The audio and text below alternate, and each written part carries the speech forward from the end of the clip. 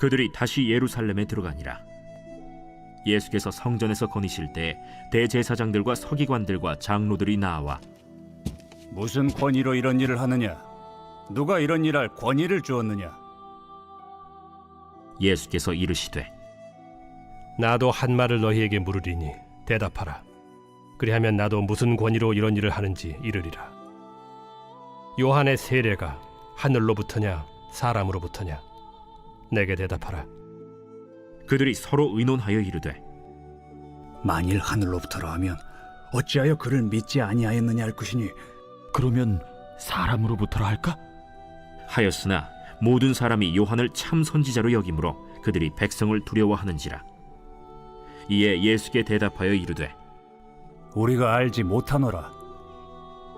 나도 무슨 권위로 이런 일을 하는지 너희에게 이르지 아니하리라. 안녕하십니까 사랑하는 큰숙 가족 여러분, 3월 14일 매일 말씀 시작하겠습니다. 오늘 본문은 마가복음 11장 23절부터 33절까지입니다. 오늘은 참 간단한 본문이죠. 사람들이 대제사장과 서기관들이 예수님께 나아가 네가 무슨 권위로 이런 일을 하느냐, 무슨 권위로 병을 낫게 하고 무슨 권위로 이렇게 하느냐. 그런데 예수님이 이렇게 되묻습니다. 그러면 너희 생각에는 세례 요한의 세례가 하늘로부터 왔냐 사람으로부터 왔냐? 예수님이 이 사람들의 질문에 대답하지 않으신 까닭, 예수님이 요한의 세례가 하늘로부터냐 사람으로부터냐라고 되물으신 까닭이 무엇일까요? 그것은 바로 이 사람들이 예수님께 무슨 권위로 이런 일을 하느냐라는 이 질문 자체가 사실 예수님을 공경에 빠뜨리기 위한 것이기 때문입니다.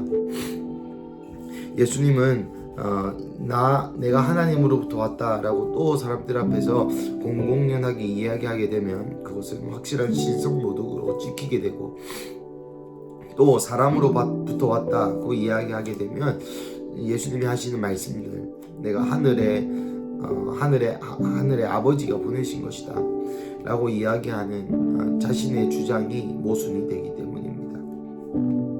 그러자 31절부터 33절까지 사람들이 말을 하지 못해요. 왜냐하면 그 당시에 세례 요한을 추종하는 사람들이 많았으며, 나아가 예수님을 세례 요한을 추종하는 자들이 많았기에, 만약에 세례 요한의 사역이 땅에서부터 왔다라고 얘기하면 세례 요한의 추종자들이 화가 나서 분란을 일으킬 것이고, 또 세례 요한이 하늘로부터 왔다고 이야기하면 그 하늘로부터 온 세례 요한에게 세례를 받지 않은 대제사장과 서기관들 그리고 장로들이 난처해지기 때문입니다. 참 딜레마적인 문제를 예수님께서 또 다른 딜레마를 가지고 와서 푸는 장면이죠. 오늘 본문에서 우리가 느낄 수 있는 것, 오늘 본문을 통하여 주님이 우리에게 말씀하고자 하는 것이 무엇일까요? 첫 번째로 제가 느꼈던 것은 요한도 복음에는 권위와 능력이 있어야 한다는 것입니다. 여러분, 예수님에게 이러한 질문을 한 까닭이 무엇일까요? 예수님의 삶 가운데 능력이 나타나기 때문입니다. 요한의 이야기에 요한을 하늘로부터 왔다 땅에서부터 왔다 감히 말하지 못하는 이유가 뭘까요? 요한의 세례를 통해서 많은 사람이 회개를 얻게 되는 그 열매와 권위와 능력이 있다는 것입니다.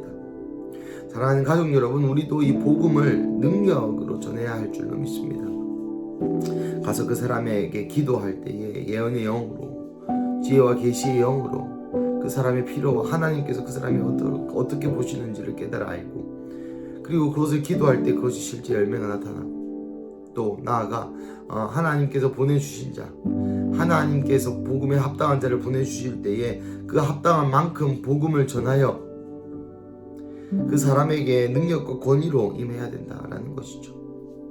전도할 때에 믿어주세요 라는 그러한 태도로 전도하는 것이 아니라, 여기에 참된 복음이 있고 여기에 참된 평화가 있고 여기에 참된 행복이 있으니 와서 마시라 라고 고백했던 그 예수님의 태도, 그 예수님의 자신감, 여러분, 이것은 교만이 아닙니다. 이것은 의수되는 것이 아닙니다. 이것은 자신감입니다.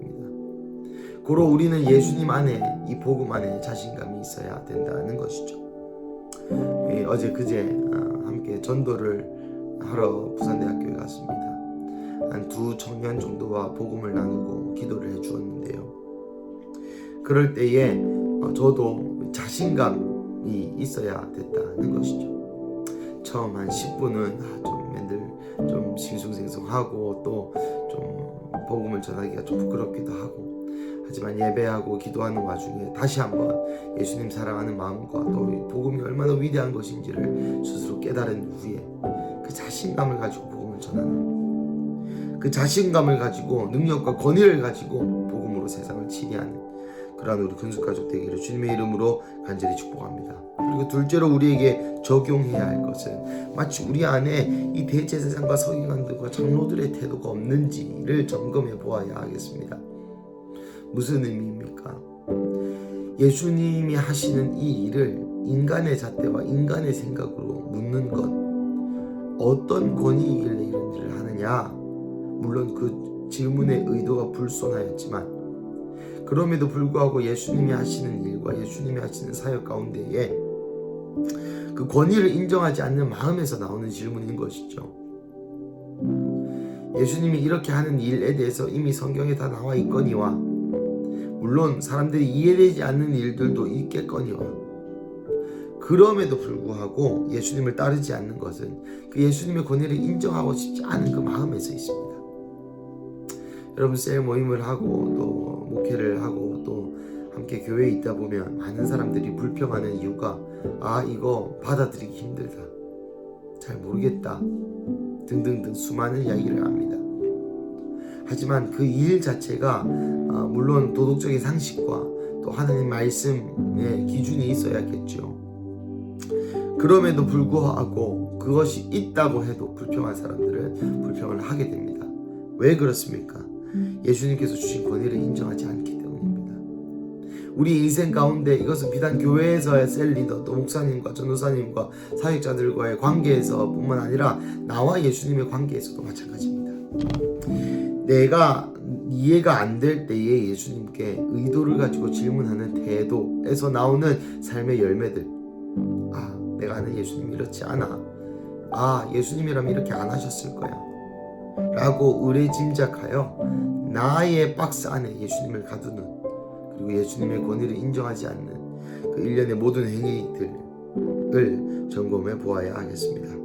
사랑하는 가족 여러분, 오늘 본문에도 2가지 일, 생명과 죽음의 길, 복과 저주의 길이 우리 눈앞에 놓여 있습니다.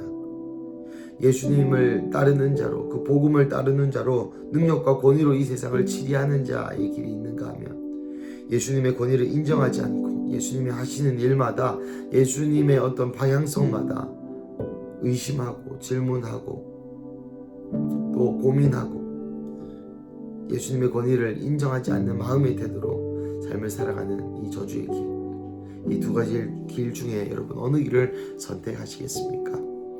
사랑하는 가족 여러분, 우리가 함께 다 이 구속 복음의 역사, 복음의 확장에 능력과 권위로 수종드는 그런 우리 근수교회 가족 되시기를 주님의 이름으로 간절히 축복합니다.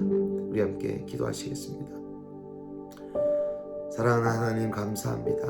오늘 본문을 통해 우리에게 다시 한번 복음을 수종들 수 있는 길을 주셔서 감사합니다. 하나님, 이 시간 기도하는 것은 우리에게 먼저 복음에 대한 자신감이 회복되기를 예수님의 이름으로 축복합니다. 그래서 우리가 복음을 전할 때에, 복음을 전할 기회가 있을 때에 날마다 자신감이 있게 하셔서 그 자신감으로 복음을 전하게 하여 주시고, 우리 안에 복음 전하는 사역을 감당하지 못한 자들이 있다면 다시 한번 전도의 자리로, 다시 한번 복음을 선포하는 자의 자리로 주님 우리를 이끌어 주시옵소서. 그래서 우리가 예수님의 권위를 인정하고 그 인정한 예수님의 권위와 능력으로 복음을 전하는 그러한 사역 감당할 수 있는 근숙 가족 한 명 한 명 되게 하여 주시옵소서. 오늘도 복음으로 가득 찬 하루 되게 하여 주세요. 주님 감사합니다. 이 모든 말씀 살아계신 예수 그리스도의 이름으로 기도합니다. 아멘.